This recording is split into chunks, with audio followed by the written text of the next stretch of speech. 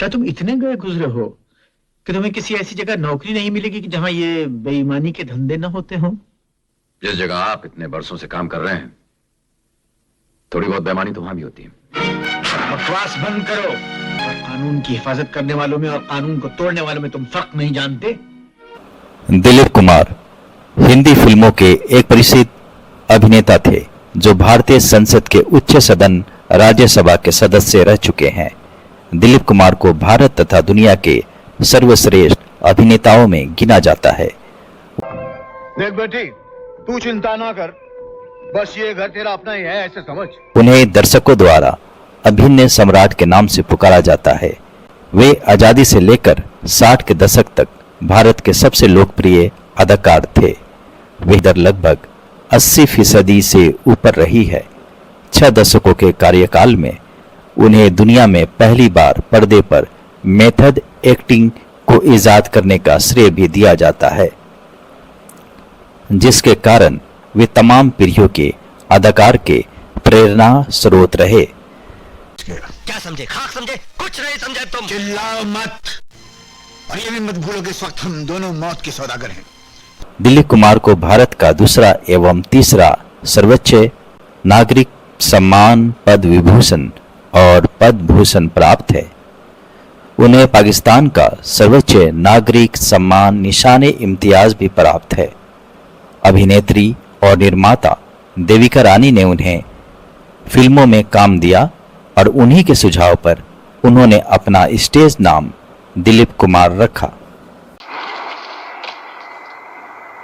हवा में उड़ने वाले जहाज बहुत झटके खाते हैं। अपने करियर के शुरुआती वर्षों में दुखद भूमिकाएं करने के कारण उन्हें मीडिया में ट्रेजेडी किंग भी कहा जाता था।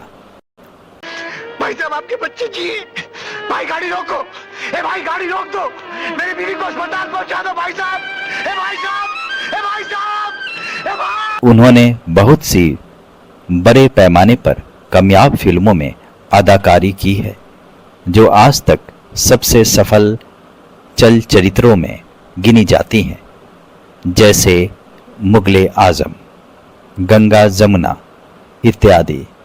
उन्होंने अपने करियर के दूसरे पड़ाव में भी कई अत्यंत कामयाब फिल्में दी, जब वो विरध किरदार की भूमिका में भी प्रमुख किरदार निभा रहे थे। और हक हमेशा सर झुका के नहीं, सर उठा के मांगा। उन्हें वर्ष 1994 में भारतीय सिनेमा का सर्वोच्च नागरिक पुरस्कार दादा साहेब फाल्के पुरस्कार से सम्मानित किया गया। अपने अभिनय और भारत पाकिस्तान के रिश्तों में सुधार लाने के लिए उन्हें पाकिस्तान का सर्वोच्च नागरिक पुरस्कार निशाने इम्तियाज दिया गया, जिसे प्राप्त करने वाले वो इकलौते भारतीय हैं। उन लोगों ने मुझको ये ताश की गड्डी दी थी, जेल में वक्त काटने के लिए। ये अब उनको वापस करनी पड़ी। उनकी पहली फिल्म ज्वार भाटा थी, जो 1944 में आई। 1949 में बनी फिल्म अंदाज की सफलता ने उन्हें प्रसिद्धि दिलाई। इस फिल्म में उन्होंने राज कपूर के साथ काम किया। दीदार और देवदास जैसी फिल्मों में दुखद भूमिकाओं के मशहूर होने के कारण उन्हें ट्रेजेडी किंग कहा गया। पल भर में सब कुछ खत्म हो गया। वो शादी के रास्ते पे चल दी और मैं बर्बादी के रास्ते। मुगले आजम 1960 में उन्होंने मुगल राजकुमार जहांगीर की भूमिका निभाई। यह फिल्म पहले श्वेत और श्याम थी और 2024 में रंगीन बनाई गई। अगर अनारकली की जिंदगी जंग का सिला है,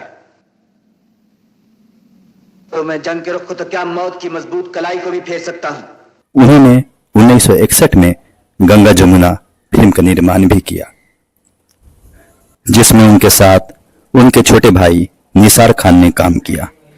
1970, 1980 और 1990 के दशक में उन्होंने कम फिल्मों में काम किया।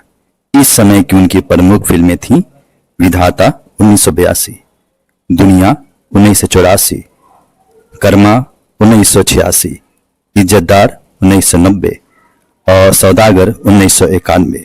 जहां पे तू खड़ा है नरेश्वर, इस धरती पे अनाज बोया जाता है, फसलें काटी जाती हैं, निहत्थे आदमियों का खून बहा के इस धरती को नापाक हमने नहीं।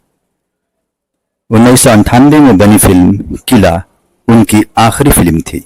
उन्होंने रमेश सिप्पी की फिल्म शक्ति में अमिताभ बच्चन के साथ काम किया। इस फिल्म के लिए उन्हें फिल्म फेयर पुरस्कार भी मिला। लेकिन यहां इस जगह तुम्हें भूल जाना चाहिए कि तुम मेरे बेटे हो। दिलीप कुमार की पहली फिल्म 1944 में आई ज्वार भाटा थी, जिस पर किसी का ध्यान नहीं गया। 2 और असफल फिल्मों के बाद ये उनकी चौथी फिल्म जुगनू 1947 में थी, जिसमें उन्होंने नूरजहां के साथ अभिनय किया, जो बॉक्स ऑफिस पर उनकी पहली बड़ी हिट बन गई। बहुत दुख दिया है, मैंने तुम्हें बहुत दुख दिया है। अपनी नासमझी में तुमसे बहुत कुछ कह भी गया हूँ जुगनू, जुगनू मुझे माफ कर दो। उनकी अगली प्रमुख हिट 1948 की फिल्में शहीद और मेला थी। जुगनू और शहीद दोनों अपने अपने रिलीज के वर्ष में सबसे ज्यादा कमाई करने वाली हिंदी फिल्में थीं। उन्हें 1949 में महबूब खान की अंदाज के साथ एक अभिनेता के रूप में उनकी सफल भूमिका मिली, जिसमें उन्होंने राज कपूर और नरगिस के साथ अभिनय किया। अपनी रिलीज के समय अंदाज तब तक की सबसे अधिक कमाई करने वाली भारतीय फिल्म बनी। मगर जाने से पहले यह गलतफहमी दूर कर देना चाहता था। पुजारी जो फूल एक बार अपने देवता पर चढ़ा देता है, वो फूल वो फिर कभी किसी और। दिलीप कुमार का लंबी बीमारी के बाद 7 जुलाई 2021 को सुबह 7:30 बजे मुंबई के हिंदुजा अस्पताल में 98 वर्ष की आयु में निधन हो गया।